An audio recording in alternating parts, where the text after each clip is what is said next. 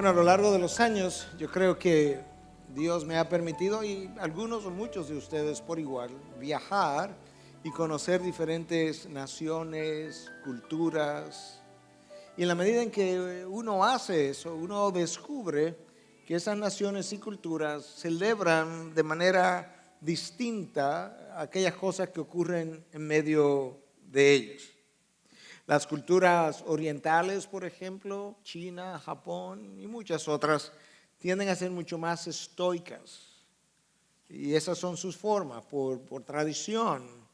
Sin embargo, la cultura latina tiende a ser mucho más celebrativa y de esa misma manera, entonces, cada cultura encuentra sus propias formas de celebrar, pero sin duda alguna que hay culturas que parecen celebrar de una forma mucho más notable, mucho más alegre pudiera parecernos a algunos que otras. Y yo sé que algo de eso tiene que ver con temperamento, algo de eso tiene que ver con crianza, algo de eso tiene que ver con un legado cultural que viene de atrás.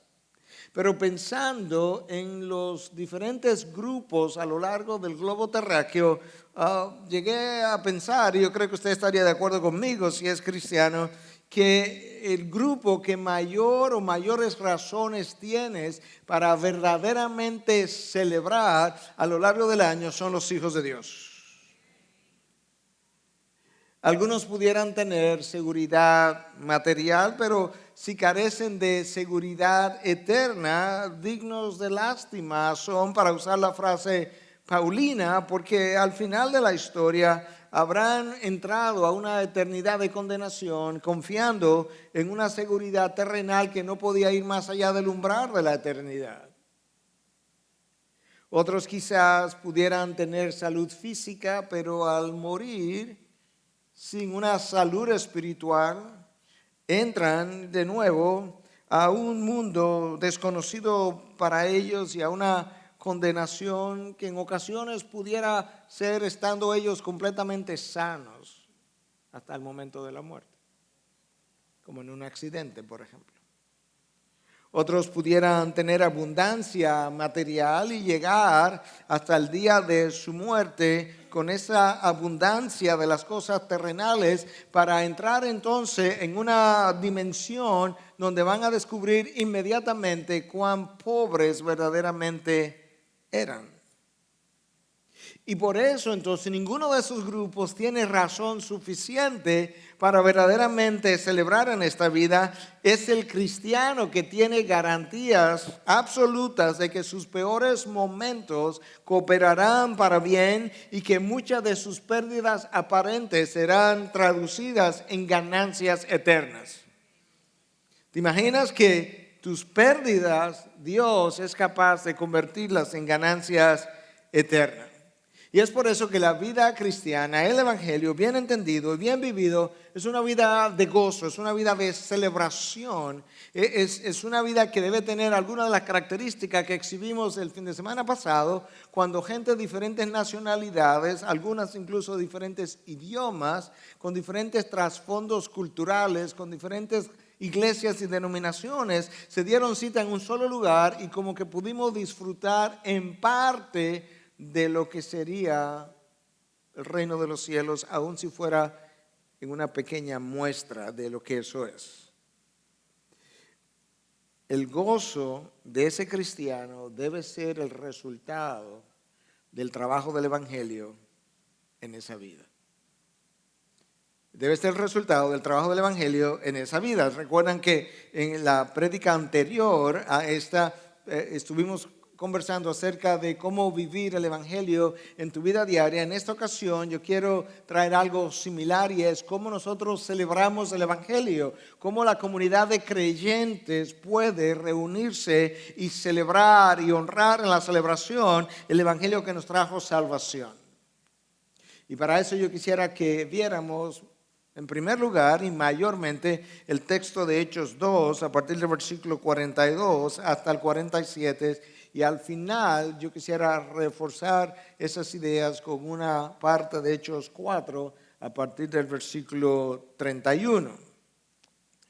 De este texto que yo estoy a punto de leer, hay una frase en particular que me llamó la atención y que me llevó a titular el mensaje de la manera como lo titulé.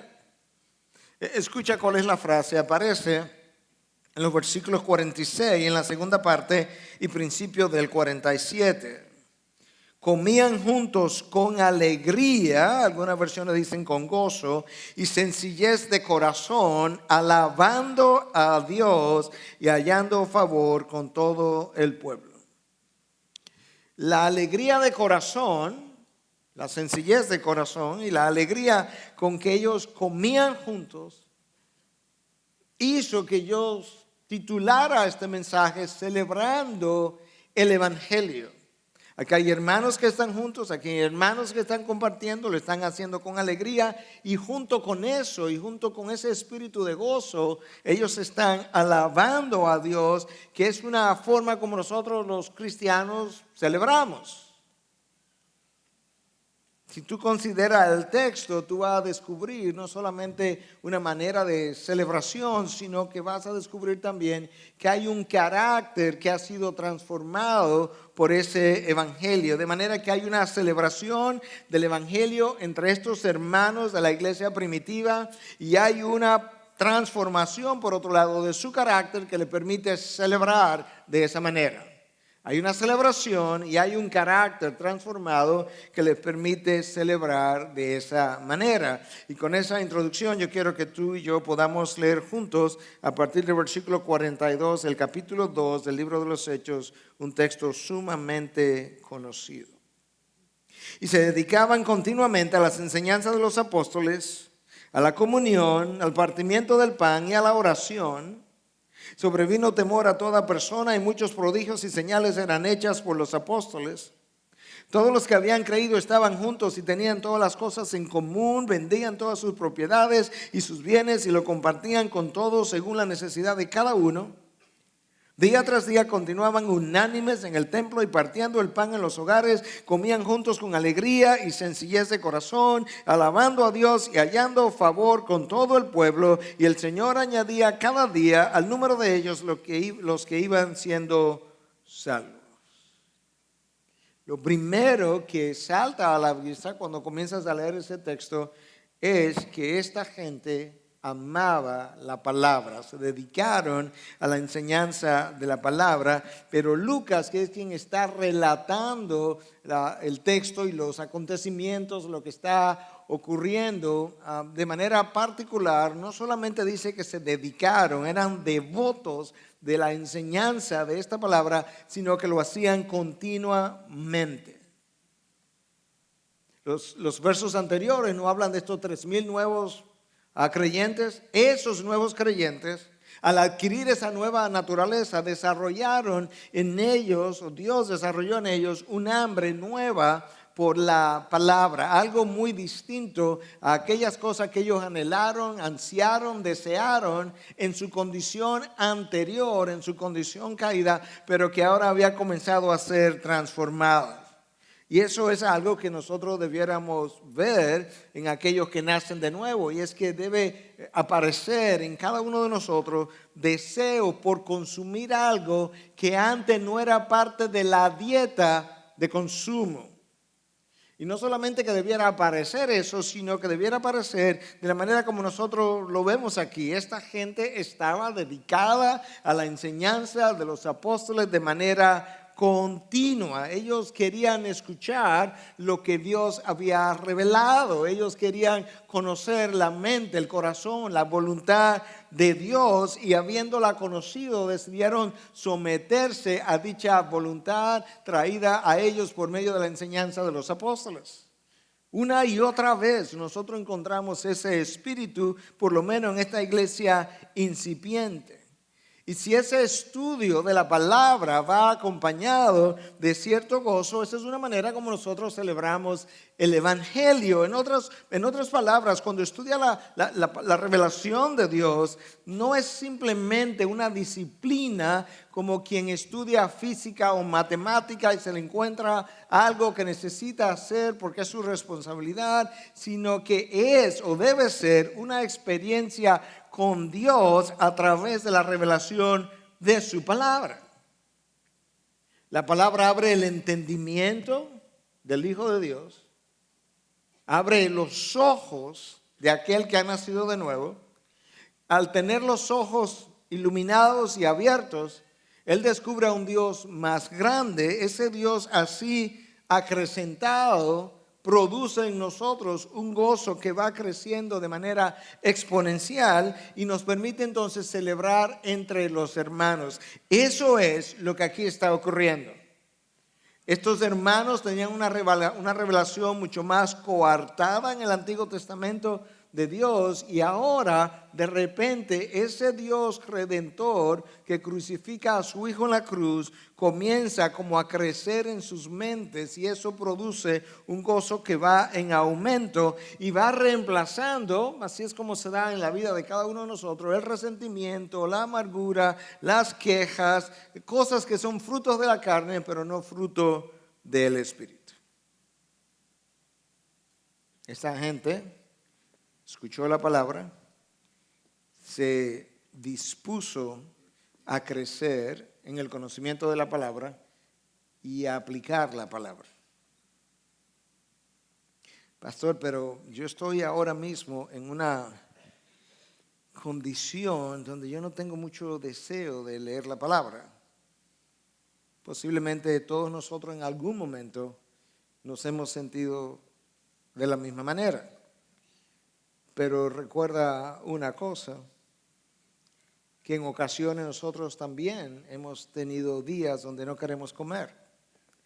Y a veces pues brincamos, como decimos, saltamos una comida o dos, pero llega un momento en que todavía sin deseo de comer, decimos, pero tengo que forzarme a comer porque yo sé que lo necesito. De esa misma manera, hay momentos en el que quizá no tengamos deseo de consumir la palabra, pero ejercitamos el dominio propio en reconocimiento de que yo también necesito comer palabra, porque de lo contrario me pudiera enfermar como se enferma el cuerpo, debilitar, y que por consiguiente yo necesito hacer ejercicio del dominio propio. Ahora, hay cosas que continuamente nos roban el apetito por las cosas eternas. Y yo menciono esto porque yo no creo que estas dos cosas mencionadas en el texto están divorciadas. Una es esta gente que está dispuesta a vender sus cosas terrenales para compartirla con otros, y el gran apetito por la palabra de Dios que ellos tuvieron. Y realmente esa relación se da de esa misma manera. En la medida en que nuestro apetito por las cosas de este lado de la gloria disminuye, en esa misma medida el apetito por la palabra de Dios que nos revela y nos habla de las cosas que nos esperan de aquel lado de la eternidad va en aumento. Una buena ilustración es el consumo de lo que los norteamericanos llaman junk food, comida chatarra. En la medida en que usted come chatarra a media mañana y chatarra a media tarde, usted no tiene deseo de comer el alimento propicio al mediodía o en la noche. Y de esa misma manera yo creo que tú puedes ver que ciertamente existe esa misma relación, una relación directa entre el consumo de chatarra y el apetito por lo bueno, y el consumo de aquello que es terrenal y temporal y el apetito por lo eterno y duradero. El resto de lo que nosotros vemos en el estilo de vida de estos hermanos en el capítulo 2 y en el capítulo 4 no es más que el resultado de haberse dedicado continuamente a la enseñanza de los apóstoles. Esa es como la sombrilla, y esa dedicación a la enseñanza de esa palabra produjo en ellos algo que nosotros quisiéramos. La exposición al Evangelio los llevó a ellos a practicar el Evangelio. La exposición a la enseñanza de los apóstoles los llevó a practicar lo enseñado. Y cuando tú revisas la palabra de Dios, te percatas de que ellos enseñaron todo el consejo de Dios, teniendo como centro la vida, la crucifixión y la resurrección de nuestro Señor Jesucristo. Exposición al Evangelio los llevó a sumisión al mismo Evangelio. Y como resultado, esto es lo que ocurre, escucha, se dedicaban a la enseñanza de los apóstoles Y ese es el resultado. Y a la comunión, al partimiento del pan y a la oración. La primera característica que nosotros notamos en este grupo de creyentes es hambre por la palabra y dedicación a la enseñanza de la misma palabra. La segunda característica es lo que es traducido aquí como comunión, que en el lenguaje original es koinonía. Para muchos, koinonía es un grupo de hermanos cristianos que se juntan para diversas razones. En el contexto del Nuevo Testamento y en el contexto del libro de los Hechos, la koinonía requiere juntarse, pero no equivale a juntarse. Es algo que va mucho más allá. Es algo que implica transformación del carácter de aquellos que tienen koinonía. En otras palabras, el individualismo, ¿verdad?, de la sociedad no permite una verdadera koinonía entre los cristianos, a menos que el evangelio haya hecho un trabajo en la mente y en el corazón de aquellos que han nacido de nuevo. Si hay algo que llama la atención en el Antiguo Testamento del calendario que ellos tenían como calendario religioso, son las múltiples celebraciones que Dios prescribió para con su pueblo. Y aunque si bien es cierto estas celebraciones tenían que ver con la venida del Mesías, no es menos cierto que una vez el Mesías llega, la nueva comunidad encuentra nuevas razones para volver a celebrar y volver a tener la koinonía que ellos tuvieron en la revelación anterior, reconociendo que la vida cristiana en aislamiento desdice del gozo del cristiano o del trabajo del evangelio en el cristiano, y reconociendo que el gozo del Señor es para ser vivido y para ser compartido.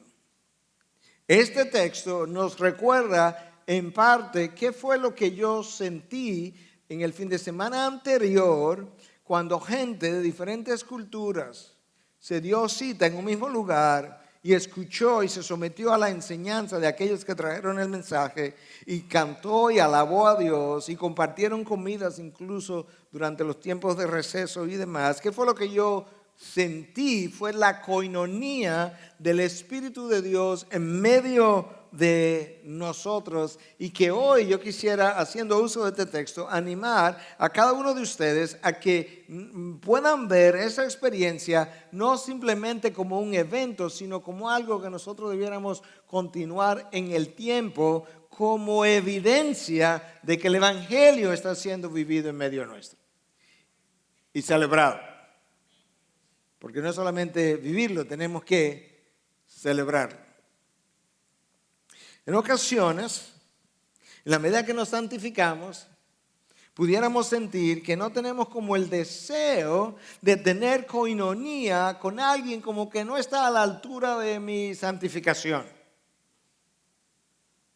Pero piensa por un momento, si eso hubiese sido el sentir, la actitud del Señor Jesús, ¿qué hubiese pasado?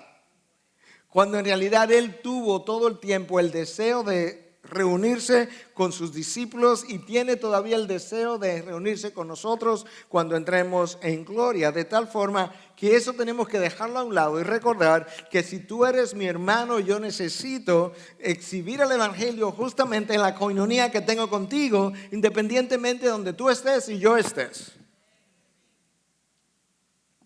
Koinonía, dice un autor, habla de la coherencia de los miembros de una congregación. Coherencia. Y de la unidad armoniosa de los creyentes.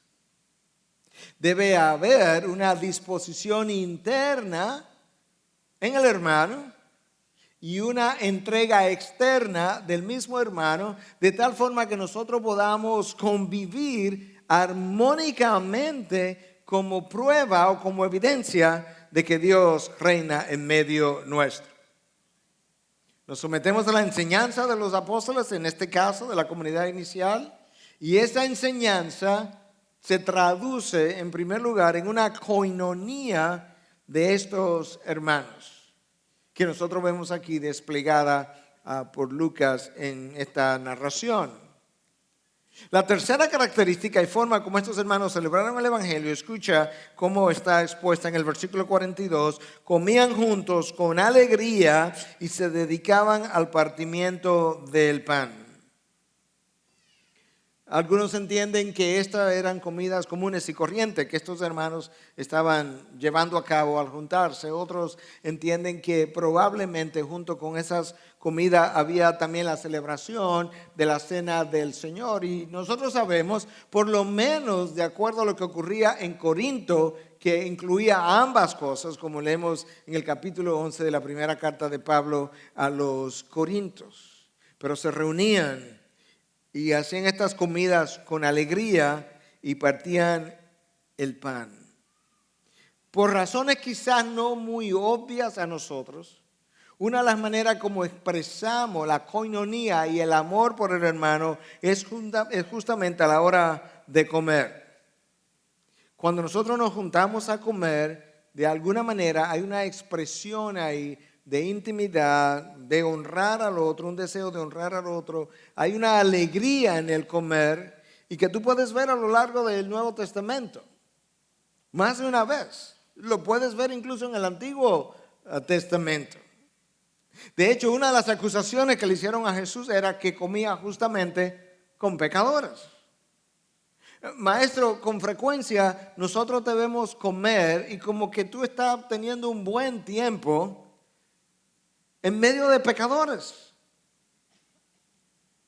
Tú recordarás como Jesús es ungido, sus pies son ungidos por una mujer pecadora. Lucas 7 relata ese evento. ¿Qué estaba haciendo Jesús cuando esta mujer le adoraba de esa manera? Comiendo.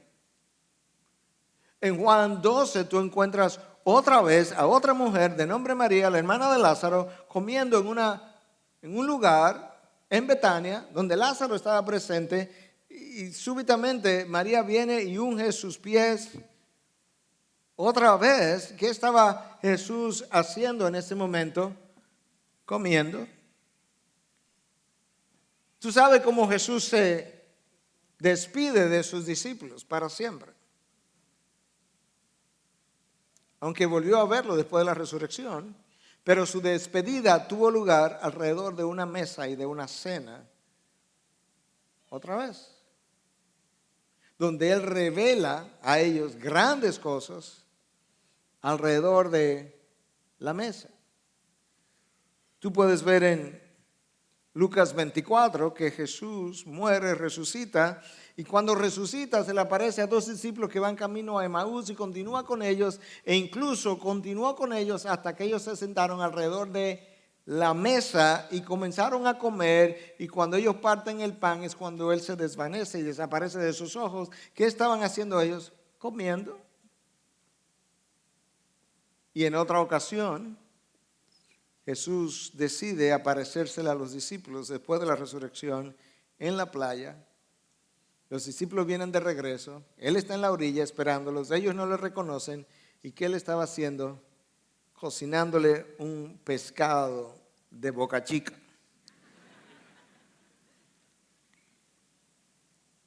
De alguna manera, las comidas son momentos de intimidad que nos permiten construir relaciones, expresar amor, estrechar lazos. Estos discípulos celebraron el Evangelio en medio de ellos, comiendo juntos con alegría y sencillez.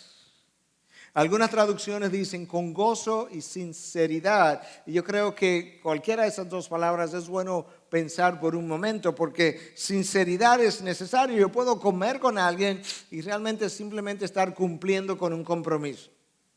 Yo puedo comer con alguien de manera más o menos diplomática porque es lo que me toca hacer, pero esta gente no, esta gente comió con alegría, lo cual implica que estaban comiendo con gente que ellos querían estar. Y lo hicieron sinceramente, de ahí la alegría. O si piensa en la palabra sencillez, la sencillez de corazón es algo que cada uno de nosotros debiera procurar, o la sencillez de vida. Hay vidas complicadas y hay corazones complicados. La sencillez marcó a estos discípulos. El apóstol Pablo le enseña, le escribe a Timoteo y le dice que ningún soldado en servicio activo se enreda en los negocios de este mundo. Bueno, ¿y por qué no, Pablo? A fin de poder agradar al que lo reclutó como soldado. Ningún soldado de Jesucristo verdaderamente enfocado se enreda en los negocios de este mundo. Y uno de los momentos cuando tú encuentras o descubres qué tan enredado esa persona vivió es después que él se muere. Porque muchas veces cuando él se muere hay unos líos que desatar enormes y otras veces no hay nada que deshacer. Eso habla muchas veces de la sencillez con la que se vivió.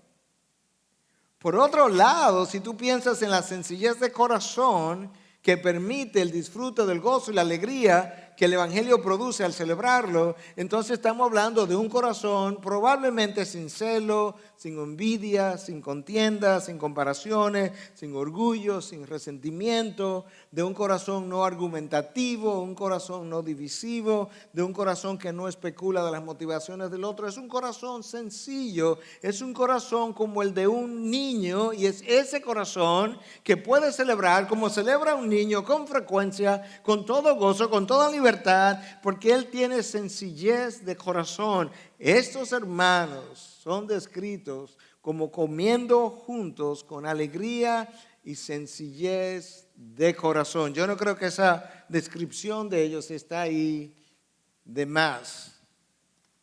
Yo creo que está tratando de ayudarnos a entender algo y quizás una relación entre la alegría experimentada y la sencillez de corazón. Cuarta característica. Se dedicaron a orar juntos. Versículo 42. La oración en comunidad tiene un efecto unificador. La oración es intimidad con Dios, y en la medida en que tú experimentas intimidad con Dios, comienzas a experimentar cuando estás orando en conjunto intimidad con el hermano. Es difícil, nosotros pertenecemos a una misma familia con un mismo Dios. Es difícil ejemplificar eso si no nos juntamos a orar.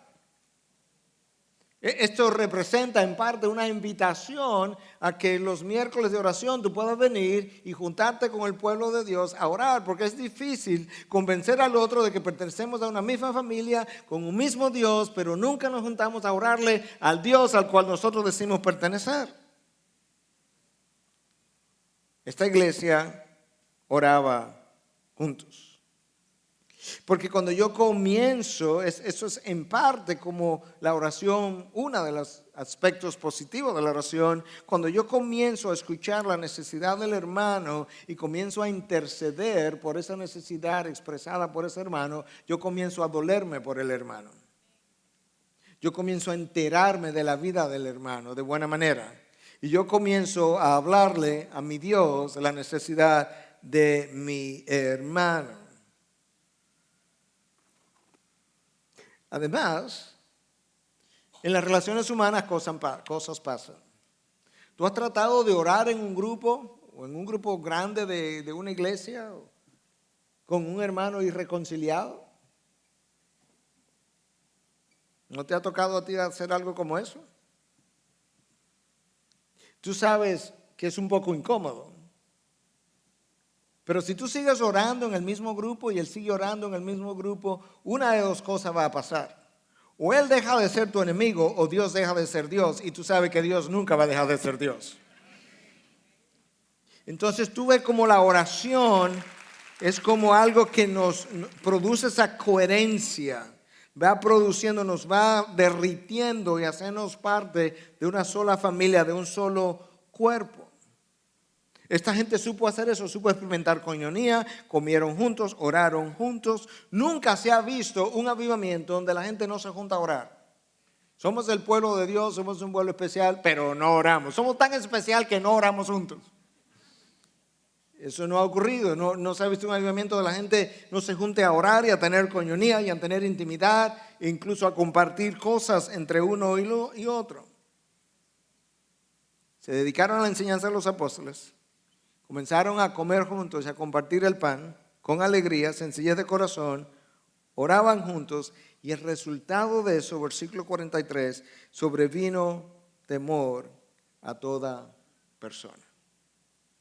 No es que de repente ahora ellos caminaban con miedo a Dios, no. La palabra en el contexto implica más bien un sentido de asombro, un sentido de maravilla, un sentido de wow, Dios estuvo aquí, Dios está haciendo grandes cosas.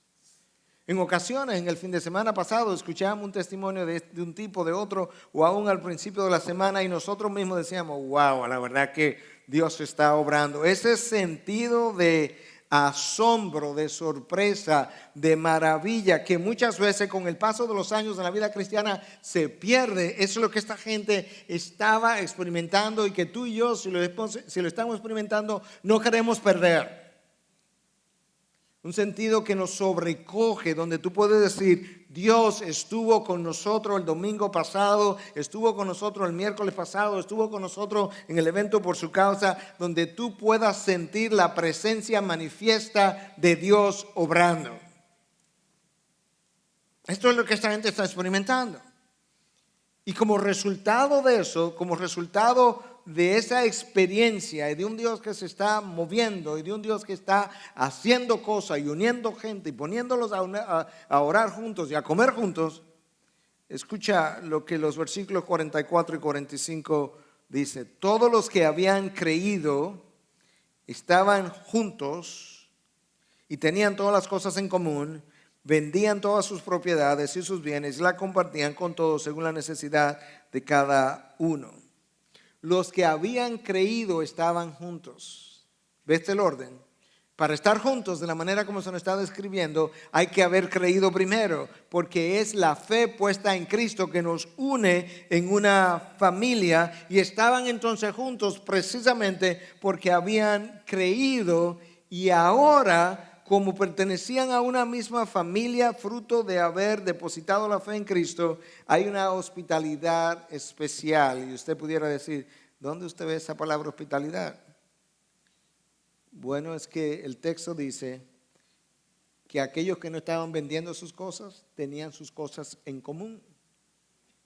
Si usted tiene cosas en la casa, y las cosas que usted tiene en la casa, de repente las tiene en común con la comunidad en que usted vive, es obvio a mis ojos por lo menos que hay una hospitalidad que se está dando de tal manera que tú puedas usar mis cosas como si fueran las tuyas.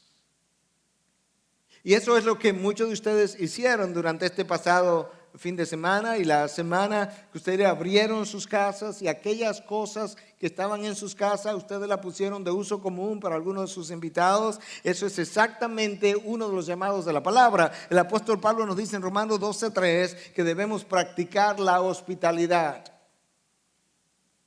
Y Pedro viene y escribe más tarde, dice, bueno, déjame aclarar algo que Pablo dijo y llevarlo un poco más allá, como verdaderamente tienes que hacerlo, en 4:9 de su primera carta.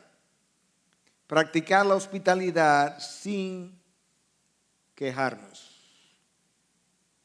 Eso es importante.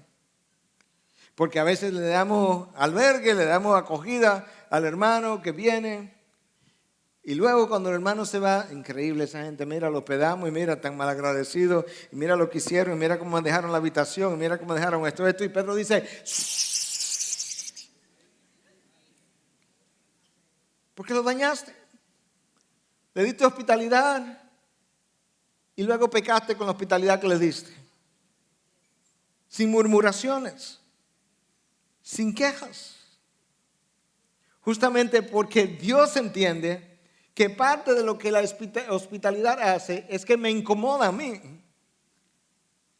Me saca de mi zona de comodidad, de confort. Y luego al hacer eso, y la gente hace cosas que no son conforme a mis hábitos y costumbres y disciplina, Él va formando la imagen de Cristo en mí mientras soy hospitalario y le brindo servicio a otro de sus hijos. Es como si Cristo dijera, es como si preguntáramos al final del camino, Señor, ¿y cuándo fuimos hospitalarios contigo? Cuando me recibiste a uno de mis hijos que vino del Perú o de Bolivia o de Costa Rica, lo fuiste conmigo. Para tener cosas en común hay que ser hospitalario. Y eso es ser generoso. Y otros iban más allá y tomaban lo que tenían y lo vendían y ese dinero lo compartían con otros y eso es ser generoso. El ser más generoso del mundo es Dios. Lo poco que pueda tener yo de generosidad lo aprendí de Dios.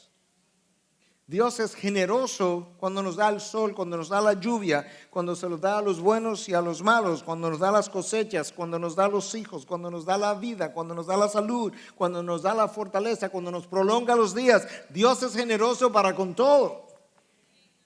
Pero la máxima expresión de la generosidad de Dios fue alcanzada en la cruz, donde Dios se dio a sí mismo, donde Dios dio a su Hijo, a su unigénito, donde Dios dio lo mejor a cambio de nada. Él mismo se dio. Y luego nos dice, te saqué de las tinieblas a mi luz admirable para que proclame mis virtudes. Y una de ellas es la generosidad. De manera que una de las formas de celebrar el Evangelio es siendo generoso, porque el Evangelio habla de la generosidad de Dios en misericordia y gracia para con los pecadores que han sido lavados, bañados en medio de ella. Y el Evangelio, bien entendido, produce generosidad abundante en el que lo entiende. De hecho, la generosidad no es más que el fruto de asignar a las cosas su justo valor. Por ejemplo, cuando valoramos las cosas de este mundo como temporales y pasajeras, nos es mucho más fácil deshacernos de ella y compartirla y regalársela a otro. Porque sabemos que son temporales y pasajeras. Cuando nosotros amamos al hermano o al prójimo incluso, como a nosotros mismos, nos es mucho más fácil compartir lo que tenemos y dar de eso que poseemos. ¿Por qué? Porque le amamos como nosotros nos amamos a nosotros mismos. Y tú sabes cómo Cristo enseñó que el primer mandamiento de la ley de Dios es que me amarás al Señor tu Dios con todo tu corazón, toda tu alma, toda tu fuerza. Pero el segundo mandamiento de la ley de Dios, inmediatamente después, es semejante a este primero y al prójimo como a ti mismo, de forma tal que esta gente que habían asignado a las cosas temporales su justo valor y a las cosas eternas su justo valor, ellos comenzaron a ser tan generosos que o tenían las cosas en común o las vendían y ponían el fruto de lo vendido a disposición para ayudar a cada cual según su necesidad. Y en tercer lugar, cuando el dar es un gozo y reconocemos que es una forma de imitar a Dios y nosotros somos llamados a imitarle, nosotros queremos dar y dar y dar generosamente. Yo decía que la generosidad no es más que el fruto de dar a las cosas su justo valor. Y por otro lado decía que la generosidad es el fruto del Evangelio obrando en un corazón. Y si tú me pides que lo demuestre a la luz de la palabra, yo lo voy a hacer. Gracias por preguntarme. Tú conoces el nombre Zaqueo, ¿verdad? Zaqueo era el jefe de los recaudadores de impuestos. Zaqueo era un hombre que le gustaban las cosas materiales.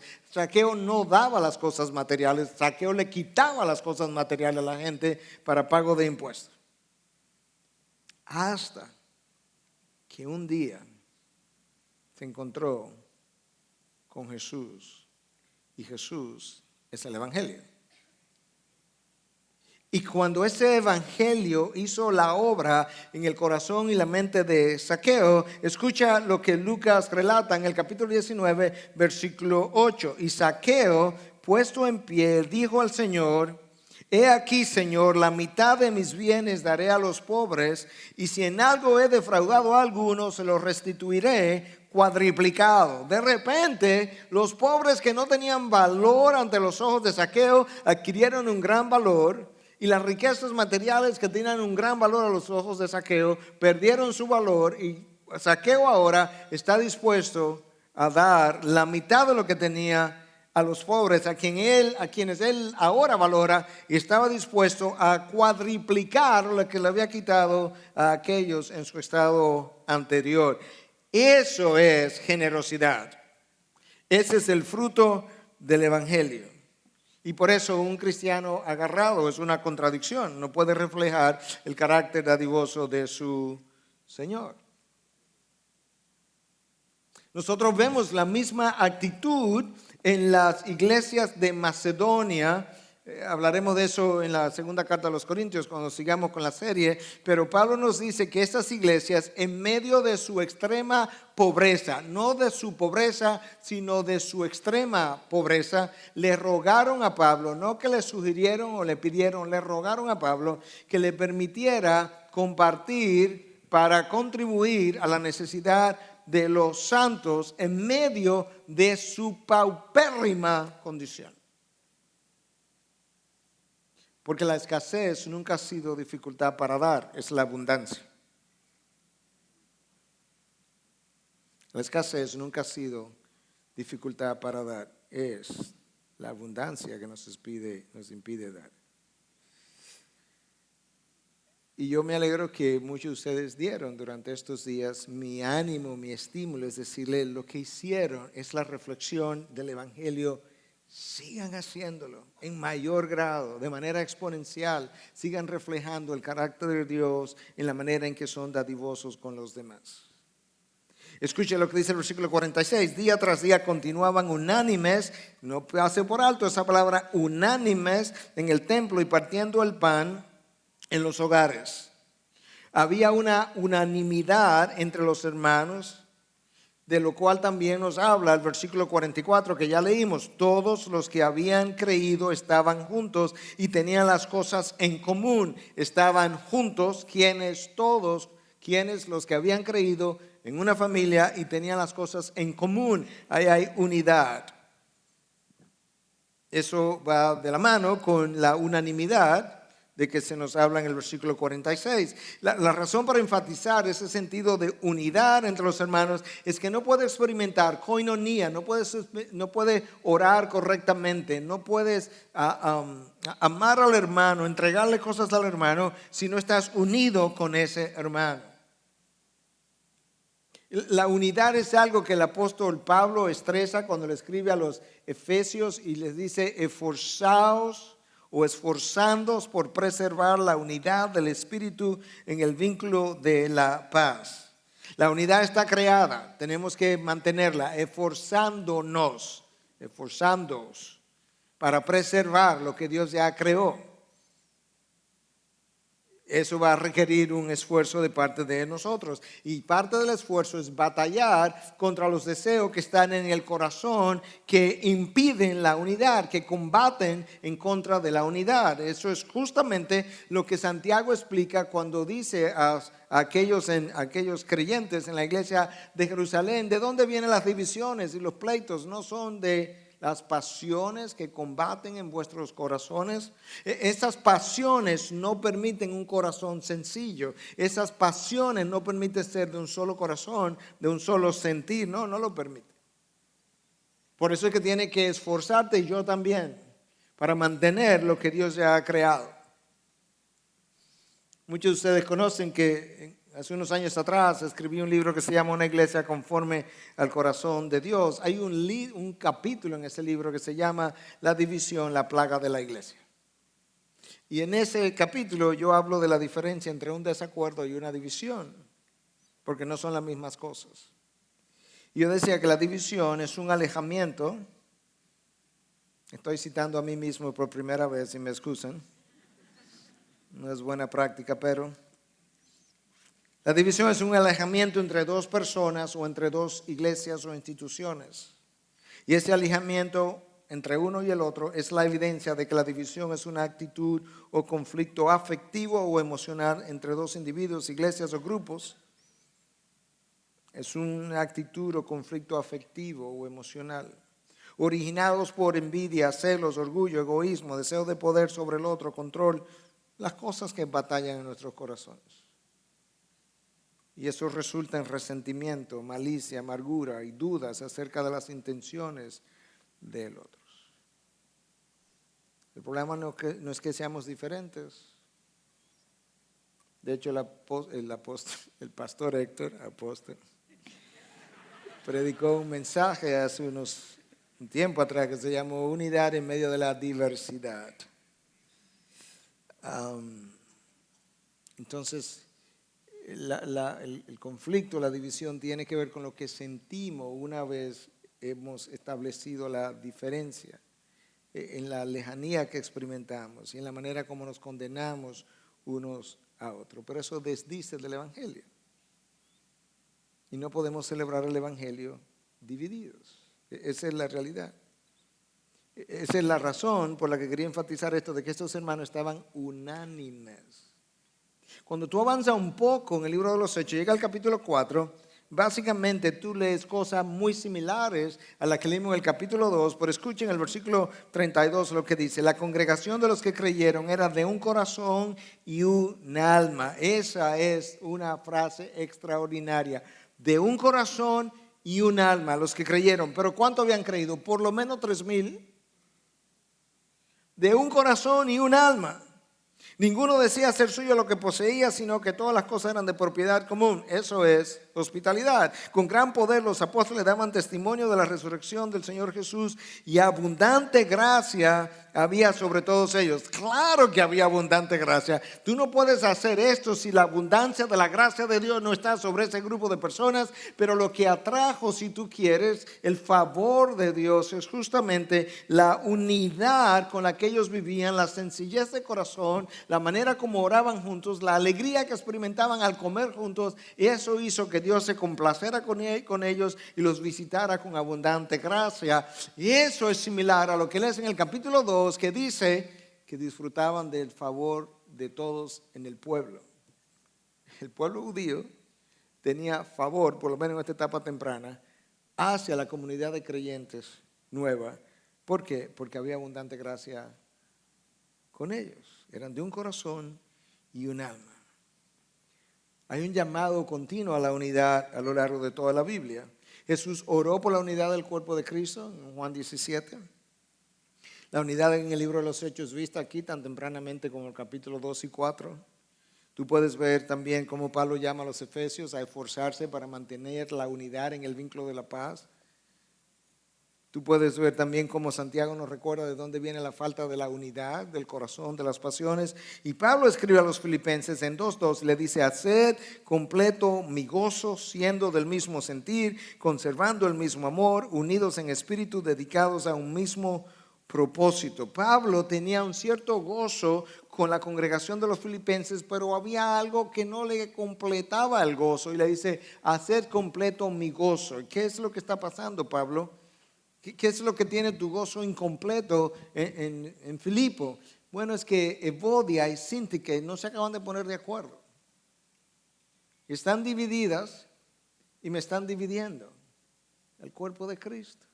Y Pablo escribe a un hermano cuyo nombre él no revela, le dice: hermano, a ti por favor, intercede con ellas para que esto termine. Y la manera como deben hacerlo es siendo del mismo sentir, conservando el mismo amor, unidos en espíritu, dedicados a un mismo propósito. No podemos permanecer en unidad si no nos amamos en Cristo. No podemos permanecer en unidad si no reconocemos que el Espíritu nos dio una unidad el día que nos llevó a creer. No podemos permanecer en unidad si no nos dedicamos a un mismo propósito, porque si coge para la derecha y yo para la izquierda, ya perdemos la unidad. Y Pablo le dice: hermanos, en Filipo, únanse, y en especial Síntique y Evodia, y pueden hacerlo dedicándose a un mismo propósito, siendo de un mismo sentir, permaneciendo en la unidad del Espíritu, conservando el mismo amor. Este es un llamado a vivir el Evangelio, a celebrar el Evangelio, no un fin de semana, no una semana, no un mes, no un año, sino hacerlo un estilo de vida. Que nosotros podamos celebrar la obra de Cristo en nosotros y que tú lo puedas hacer no por ti, no por mí, no por la IBI, sino por su causa, por la causa de nuestro Dios, para la gloria de su nombre, para, como dicen en inglés, the fame of his name, la fama de su nombre, de tal manera que en este lugar se conozca una iglesia que alaba a Dios, una iglesia que se regocija en Dios, una iglesia que celebra el Evangelio, una iglesia que hace evidente que la obra del Evangelio nos convierte a todos en dadores generosos, que nos convierte a todos en una comunidad que ora juntos, nos convierte en una comunidad que cuando se reúne experimenta alegría, nos convierte en una unidad, en una comunidad que es capaz en ocasiones de compartir las cosas y ponerla al servicio de los demás, porque esa es la manera como nosotros reflejamos que verdaderamente somos hijos de Dios.